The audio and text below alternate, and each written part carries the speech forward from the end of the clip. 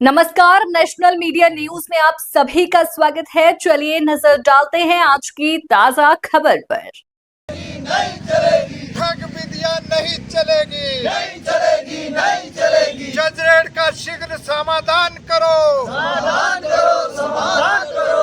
हमेशा के तरह ठगना बंद करो, बंद करो, बंद करो। उत्तराखंड सरकार होश में आओ, होश में आओ, होश में आओ। ठग विधियां नहीं चलेगी, नहीं चलेगी, नहीं चलेगी। उत्तराखंड सरकार होश में आओ, होश में आओ, होश में आओ। गुलाम जज रेट को आजाद करो, आजाद करो, आजाद करो। गुलाम जज रेट को आजाद करो।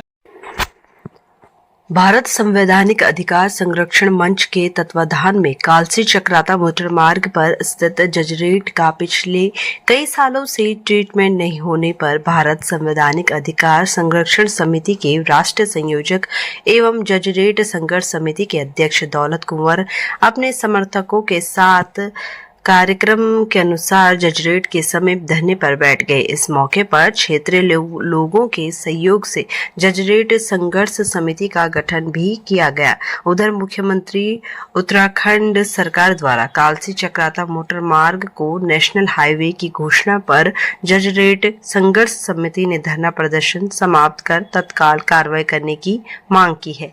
धरना प्रदर्शन समाप्त करते हुए नायब तहसीलदार कालसी को सौंपे गए पत्र का शीघ्र संज्ञान न लेने पर 20 दिन के बाद ढोल नगाड़ों के साथ जिलाधिकारी कार्यालय में धरना देने की चेतावनी दी है। जजरेट संघर्ष समिति के अध्यक्ष दौलत कुंवर का कहना है कि सरकार जौनसार बावर जनजातीय क्षेत्र के साथ सौतेला व्यवहार कर रही है। उनका कहना है कि जौनसार बावर क्षेत्र का मुख्य मोटर मार्ग कालसी चक्राता स्थित जजरेट का अब तक समाधान नहीं किया जा रहा है, जबकि प्रति वर्ष जनता को गुमराह कर लाखों रुपए टेस्टिंग व मलबा हटाने के नाम पर खर्च करने का काम करने से आगे नहीं कुछ हो पा रहा है। उन्होंने इस बात से त्रास्त होकर एक सप्ताह पूर्व धरने पर बैठने की चेतावनी दी थी। आज कार्यक्रम के अनुसार सुबह 10 बजे क्षेत्रीय जनता के साथ धरने पर बैठे। भारी विरोध व नारेबाजी के चलते उप जिलाधिकारी कालसी प्रेमलाल के निर्देशों पर करीब 2 बजे नायब तहसीलदार राजेंद्र लाल मौके पर पहुंचे तो उधर मुख्यमंत्री उत्तराखंड सरकार द्वारा कालसी चक्राता मोटर मार्ग को स्टेट हाईवे से नेशनल हाईवे की घोषणा करते ही स्थानीय लोगों ने धरना प्रदर्शन समाप्त किया। इस मौके पर जजरेट संघर्ष समिति का भी गठन किया गया और निर्णय लिया गया कि 15 दिन के भीतर जजरेट के ट्रीटमेंट की प्रक्रिया शुरू नहीं होने पर 20 दिन में जिला अधिकारी कार्यालय में ढोल बाजे के साथ धरना दिया जाएगा। समिति की ओर से एक पत्र नायब तहसीलदार को देते हुए शीघ्र कार्रवाई की चेतावनी दी। इस मौके पर क्षेत्रीय पटवारी अनिल सिंह नेगी, चौकी प्रभारी संदीप पवार, सतीश कुमार, दिलीप चंद्र, अभिषेक कुमार, भूटन सिंह सहित आदि लोग उपस्थित थे। संज्ञान लिया उसका धन्यवाद। लेकिन ये ज्ञापन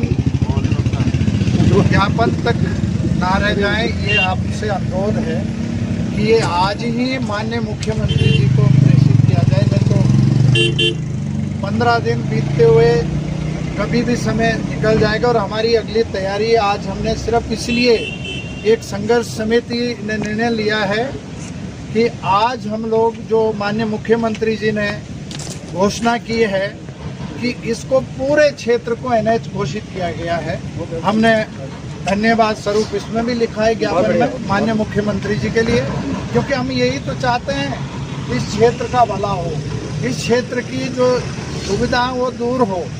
लेकिन थोड़ा सा अंदर से जो डाउट पैदा होता है, ऐसी घोषणाएं पहले भी हो चुकी है। 2017 में पूर्व मुख्यमंत्री वर्तमान सांसद माननीय त्रिवेंद्र राव जी ने इसी की DPR बनवाई, लाखों रुपए खर्च हुए और इसके लिए घोषणा की थी 125 करोड़ रुपए की। उनके हटने के बाद वो फाइल गड्ढे में गई। उसके बाद हमारे माननीय मुख्यमंत्री जी टूर्नामेंट में आए थे और उस समय मैं धरने पे बैठने जा रहा था। बहुत सारी चर्चाएं उस समय भी चल रही थी। तो यहाँ के नेतागणों ने जो भाजपा के हैं, माननीय मुख्यमंत्री जी से घोषणा करवाई अभी 2 महीने पहले कि इसका तुरंत जजरेट का निस्तारण किया जाएगा। 48 करोड़ रुपए की घोषणा कर रहा हूँ। यहाँ से डाउट क्लियर होता है कि 2017 में जब महंगाई इतनी नहीं थी तो उस समय तो इन्हीं के पार्टी के मुख्यमंत्री 125 करोड़ रुपए दे रहे थे, और जब महंगाई आसमान छू रही है फिर इन्हीं के पार्टी के मुख्यमंत्री 48 करोड़ रुपए की घोषणा कर रहे हैं। ये चुनावी घोषणा है। लेकिन कल जो बात निकल कर आई है कि माननीय मुख्यमंत्री जी ने इस क्षेत्र को एनएच घोषित किया है, इसलिए हम माननीय मुख्यमंत्री जी का धन्यवाद स्वरूप, और आज ये कार्यक्रम जो अनिश्चितकालीन चलना था, यहाँ धरना रात दिन, यहाँ टेंट बिस्तरे खाने की व्यवस्था सब हो चुकी थी, लेकिन सभी विद्वान लोगों ने, जो संघर्ष समिति का गठन हुआ है, इन लोगों ने निर्णय लिया है कि हम लोग 15 दिन का समय दे रहे हैं। माननीय मुख्यमंत्री जी के जो घोषणा है उसकी एक प्रतिलिपि जो शासन है वो हमारे इस पते पर उपलब्ध कराया जाए।